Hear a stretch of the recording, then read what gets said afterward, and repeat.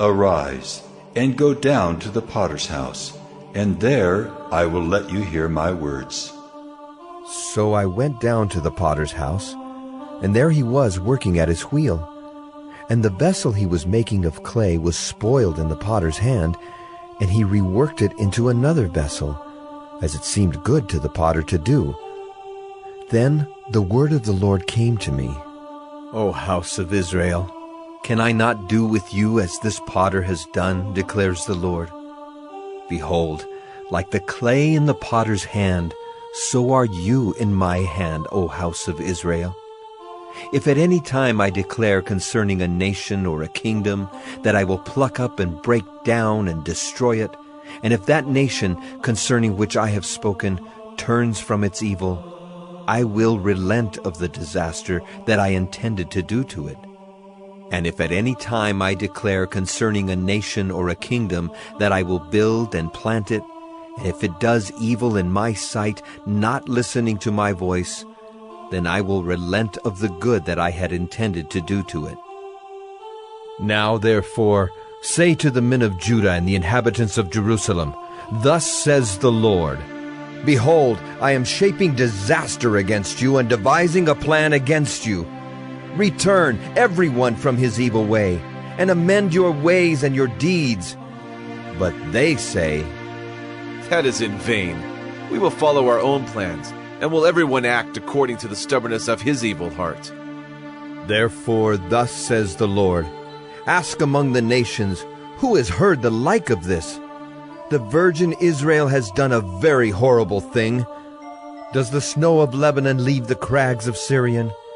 Do the mountain waters run dry, the cold flowing streams? But my people have forgotten me. They make offerings to false gods. They made them stumble in their ways, in the ancient roads, and to walk into side roads, not the highway, making their land a horror, a thing to be hissed at forever. Everyone who passes by it is horrified and shakes his head. Like the east wind, I will scatter them before the enemy. I will show them my back, not my face, in the day of their calamity. Then they said, Come, let us make plots against Jeremiah. For the law shall not perish from the priest, nor counsel from the wise, nor the word from the prophet. Come, let us strike him with the tongue, and let us not pay attention to any of his words. Hear me, O Lord, and listen to the voice of my adversaries. Should good be repaid with evil? Yet they have dug a pit for my life. Remember how I stood before you to speak good for them, to turn away your wrath from them?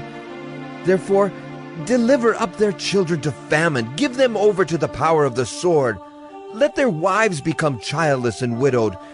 May their men meet death by pestilence, their youths be struck down by the sword in battle. May a cry be heard from their houses when you bring the plunderer suddenly upon them, for they have dug a pit to take me and laid snares for my feet. Yet you, O Lord, know all their plotting to kill me. Forgive not their iniquity, nor blot out their sin from your sight. Let them be overthrown before you. Deal with them in the time of your anger. Jeremiah 19. Thus says the Lord, Go, buy a potter's earthenware flask, and take some of the elders of the people, and some of the elders of the priests, and go out to the valley of the son of Hinnom, at the entry of the potsherd gate, and proclaim there the words that I tell you. You shall say, Hear the word of the Lord, O kings of Judah and inhabitants of Jerusalem. Thus says the Lord of hosts, the God of Israel, Behold, I am bringing such disaster upon this place that the ears of everyone who hears of it will tingle, because the people have forsaken me and have profaned this place by making offerings in it to other gods whom neither they nor their fathers nor the kings of Judah have known. And because they have filled this place with the blood of innocents, and have built the high places of Baal to burn their sons in the fire as burnt offerings to Baal, which I did not command or decree, nor did it come into my mind. Therefore, behold, days are coming, declares the Lord, when this place shall no more be called Topheth, or the valley of the son of Hinnom, but the valley of slaughter. And in this place I will make void the plans of Judah and Jerusalem, and will cause their people to fall by the sword before their enemies, and by the hand of those who seek their life. I will give their dead bodies for food to the birds of the air and to the beasts of the earth. And I will make this city a horror, a thing to be hissed at. Everyone who passes by it will be horrified and will hiss because of all its wounds.